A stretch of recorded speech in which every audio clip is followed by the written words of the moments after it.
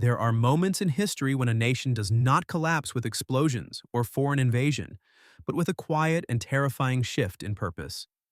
The sirens do not warn of an enemy crossing the border. They echo through city streets where citizens stand unarmed, facing men in uniform who were once meant to protect them. When a government begins to arm its own security forces not for defense but for intimidation, a fundamental question must be asked.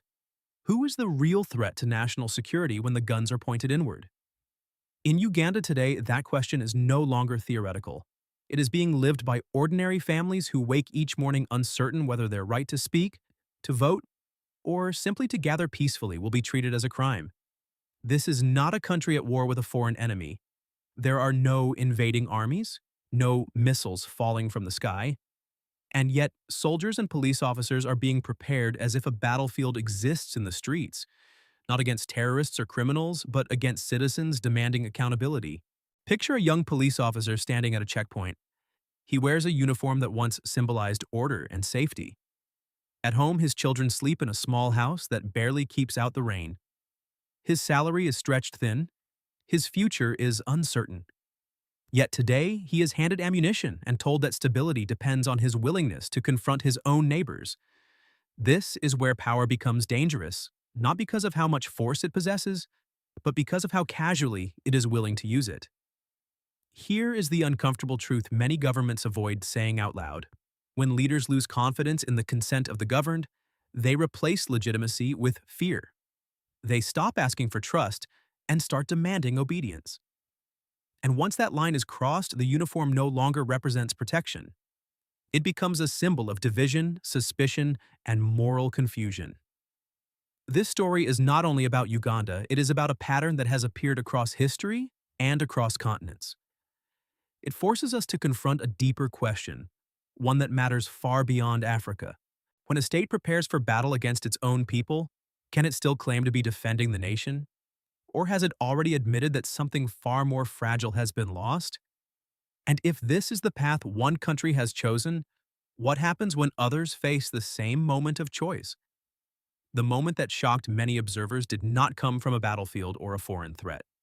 It came from a statement, a declaration that every police officer and soldier would be issued 120 bullets, not to repel invaders, not to fight a war, but to prepare for what authorities framed as internal disorder. In a country that is not facing an external enemy, such language carries a chilling implication. It tells citizens that the state no longer sees dissent as part of democracy, but as something to be suppressed by force. This development unfolded against the backdrop of mounting tension in Uganda, where citizens have raised concerns about electoral fraud, institutional capture, and the erosion of constitutional guarantees. The Constitution explicitly provides for peaceful assembly and lawful protest, yet ordinary people exercising these rights have increasingly been met with intimidation. When votes are questioned, when transparency is demanded, the response has not been dialogue but deployment. Soldiers on streets, checkpoints in neighborhoods. Weapons carried not as a last resort but as a message. Consider the experience of a small shop owner in a residential district. His business depends on foot traffic and trust. On protest days, streets are sealed off. Customers stay home. Security forces arrive with weapons drawn, their presence heavy and silent. The shop owner does not shout slogans. He does not block roads. Yet his livelihood is disrupted. His children sent home from school early. His wife calling in fear when gunfire echoes nearby. This is how political decisions made at the top translate into quiet economic and emotional damage at the bottom. The justification offered by authorities is familiar: stability, order, security, but stability enforced through fear is fragile by nature. It requires constant escalation. Each protest answered with more force. Each demand for accountability treated as rebellion. And when leaders publicly emphasize ammunition over reconciliation, they reveal more than they intend. They reveal a deep anxiety about legitimacy.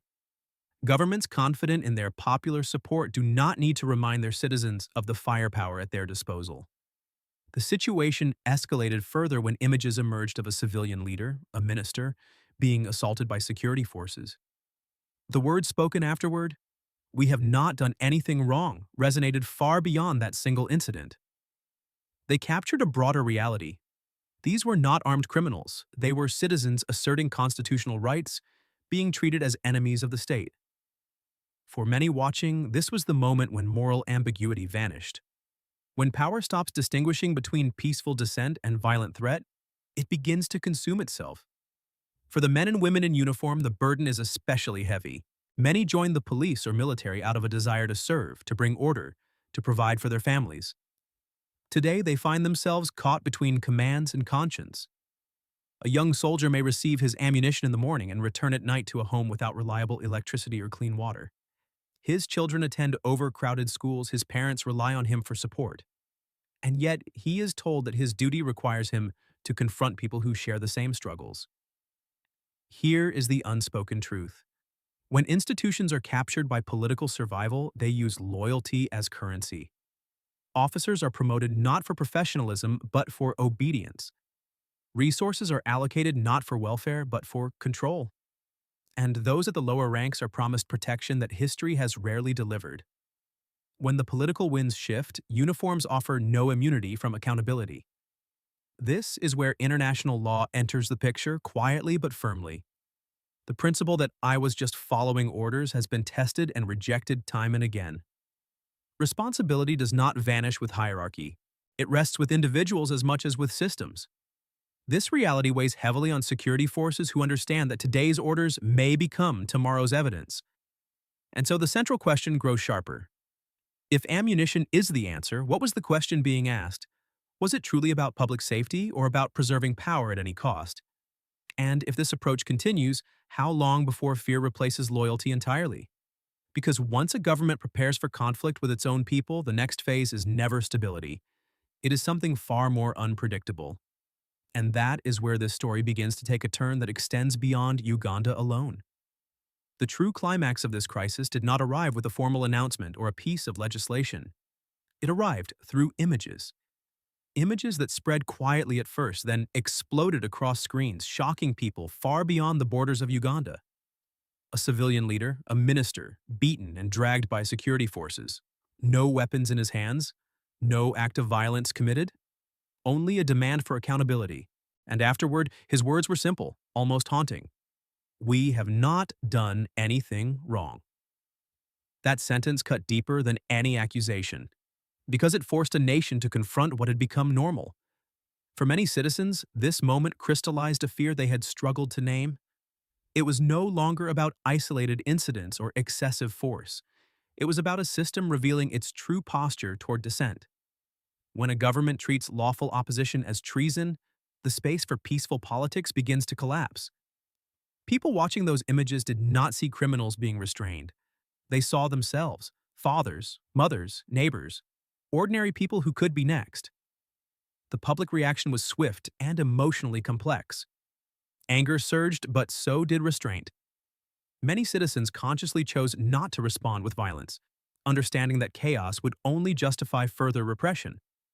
Instead, there was a growing insistence on constitutional language, on legal rights, on peaceful resistance. This restraint was not weakness, it was discipline, and it placed the moral burden squarely back on those in power.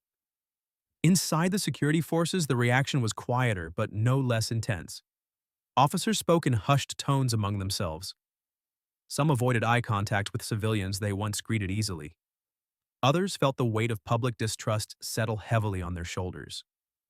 A mid-ranking officer described the unease of patrolling neighborhoods where he grew up, standing guard outside homes where relatives lived, knowing that one wrong order could permanently sever bonds that had taken a lifetime to build. This is the psychological cost rarely discussed when states turn their enforcers inward. International observers began to take notice, not because this pattern was new, but because it was becoming unmistakable. Analysts recognized a familiar trajectory. When institutions lose independence and elections lose credibility, regimes often compensate with force. Courts fall silent, parliaments echo the executive, and the security apparatus becomes the final pillar holding the structure upright. But pillars built on fear eventually crack under their own weight. What made this moment especially volatile was the explicit framing of security forces as instruments against the population. The message was not subtle. It was no longer about maintaining order. It was about readiness to kill if necessary. For citizens, this confirmed their worst fears. For officers, it created a moral crossroads. The uniform no longer offered clarity, it demanded a choice. There was also a deeper generational tension unfolding. Younger Ugandans, connected to global conversations and historical memory, understood that violence against peaceful protesters carries long-term consequences. They had seen how similar moments unfolded elsewhere. They knew that images travel faster than official statements. That legitimacy, once lost, is nearly impossible to restore through force alone. Their refusal to be silenced was not driven by recklessness, but by the belief that silence would only deepen the crisis. The reaction across communities reflected this awareness. Churches spoke cautiously about dignity and restraint. Elders urged calm, but did not deny the injustice unfolding before their eyes. Families debated what it meant to be safe in a country where safety now depended on political obedience. These conversations, happening quietly in homes and places of worship, mattered more than any rally. They marked a shift in consciousness. Here is the uncomfortable truth that emerged during this climax. A government can command obedience, but it cannot command belief. It can deploy weapons, but it cannot manufacture legitimacy. And when citizens begin to withdraw moral consent, power becomes brittle. It must rely increasingly on intimidation, which only accelerates its isolation. This moment forced everyone to look ahead. If peaceful dissent is met with force today, what happens tomorrow when economic pressure grows, when institutions strain further, when patience wears thin? How long can a system survive when its primary message to its people is fear? And perhaps most critically, what happens when those tasked with enforcing that fear begin to question whether they are defending the nation or merely defending a narrowing circle of power? Because once that question takes hold inside the uniform, the balance of the entire system begins to shift. And history suggests that what follows is never predictable, never contained, and never limited to one country alone. When the state turns its security forces inward, the damage does not remain confined to protest sites or election periods. It seeps quietly into daily life, altering how people relate to one another, how institutions are trusted, and how a nation understands itself. The first casualty is not order, but confidence. Citizens begin to assume that rules are no longer neutral, that enforcement depends on loyalty rather than law. Once that belief takes hold, the social fabric weakens in ways that are difficult to repair. For ordinary families, the consequences are deeply personal. A father who once encouraged his children to respect the police now hesitates before giving the same advice. A mother plans her errands around rumors of roadblocks and deployments. School schedules are disrupted. Small businesses close early on days of tension, not because violence has occurred, but because the possibility alone is enough to drain streets of life. Fear becomes an unspoken tax, paid daily by those who can least afford it. The economic impact follows quickly. Investors delay decisions, tourism declines. Informal markets which sustain millions suffer when movement is restricted and trust evaporates. This pressure compounds existing hardships, creating a cycle where economic frustration feeds political anger, and political anger invites further repression. Each turn of the cycle narrows the space for peaceful resolution. Inside government institutions, the damage is equally severe. When loyalty becomes the primary metric for advancement, professionalism erodes. Officers learn that obedience matters more than competence. Civil servants become cautious, avoiding honest assessments that might be interpreted as dissent. Over time, decision-making deteriorates, not because of a lack of talent, but because truth becomes dangerous. Policies are shaped by what leaders want to hear, not by what citizens need. One retired civil servant described the shift with quiet sadness. He recalled a time when internal debates were vigorous, when disagreement was seen as part of governance rather than betrayal. Today, he said, silence is safer than expertise. That silence carries a cost. Problems fester, mistakes go uncorrected, and the gap between official narratives and lived reality widens. The political consequences are even more profound. Legitimacy, once weakened, cannot be restored through force alone. Elections conducted under intimidation lose their meaning regardless of the results announced. Courts perceived as compromised lose authority even when they rule correctly. Parliaments reduced to extensions of the executive cease to represent the people. In such an environment, stability becomes performative rather than real. It exists on paper and in speeches, but not in the hearts of citizens. History offers a sobering lesson here. States that rely on coercion to maintain order often succeed in the short term, but at the expense of long-term cohesion. The very tools used to suppress dissent create deeper resentment, ensuring that future crises are more explosive, not less. Violence does not erase opposition. It postpones it, hardening it in the process. For the security forces themselves, the consequences are isolating. As public trust erodes, officers find themselves increasingly separated from the communities they serve. Routine interactions become tense. Simple gestures are misinterpreted. The uniform, once a bridge between state and society, becomes a barrier. This isolation is dangerous because it narrows perspective and increases the likelihood of miscalculation. When fear replaces familiarity, mistakes multiply. There is also a generational cost that cannot be ignored. Young people growing up in this environment internalize a message about power and participation. They learn that speaking carries risk, that obedience is safer than engagement. Some withdraw entirely. Others radicalize, convinced that peaceful channels are closed. Neither outcome serves the nation's future.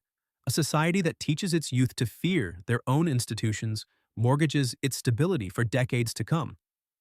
This is the paradox at the heart of repression. Measures taken in the name of security ultimately undermine it. By treating citizens as threats, the state creates the very instability it claims to prevent.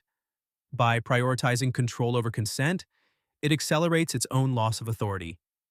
And this brings us to a critical point. If these are the consequences of turning inward, what alternative paths exist? Is there a different model on the continent, one that redefines the role of security forces not as instruments of fear, but as guardians of national dignity? Because the answer to that question does not lie in theory.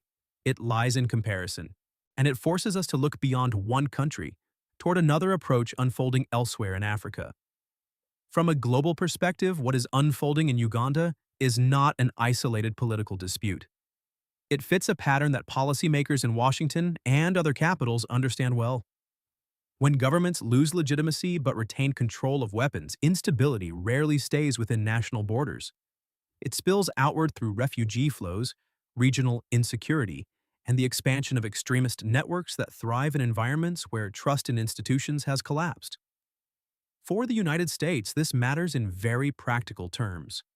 Instability in Africa has repeatedly shown its ability to affect global supply chains, energy markets, and counterterrorism priorities. The Sahel region, already fragile, becomes more volatile when citizens lose faith in peaceful political processes. When ballots are replaced by bullets, grievances do not disappear. They mutate, often in ways that are far more dangerous to long-term security interests. Older Americans in particular recognize this lesson from history. Stability enforced by fear may look strong on the surface, but it is inherently brittle. Democracies do not fail overnight. They erode gradually when institutions are hollowed out and security forces are asked to do political work they were never meant to perform. The question for the world is not whether force can silence dissent temporarily. It is whether any nation can remain secure when its own people are treated as the enemy. And if this approach spreads, the consequences will not stop at one border, one election, or one generation. This moment in Uganda is not just about one election or one leader. It is about the direction a nation chooses when power feels threatened. History shows that when governments rely on intimidation rather than consent, they may delay change, but they do not prevent it. Fear can control behavior for a time, but it cannot command loyalty, and it cannot extinguish a people's desire for dignity. If this path continues, the consequences will deepen. Security forces risk becoming isolated from the very society they are meant to protect. Institutions risk losing what little trust remains. And a country that could have resolved its differences through law may find itself trapped in a cycle of repression and resistance that benefits no one. In such conditions, instability does not fade, it hardens. There is still another possibility. A future where authority is restored not through bullets, but through legitimacy. where uniforms symbolize service again, not fear, where citizens and security forces stand on the same side of the Constitution, not opposite sides of the street. That future depends on choices being made now, quietly and individually, in homes, in churches, and in the hearts of those who carry responsibility. For those watching from afar, this is a moment for reflection, not judgment. When power turns inward, every society must ask itself where it draws the line. May wisdom prevail, may justice guide those decisions, and may God watch over all who seek peace without surrendering their dignity.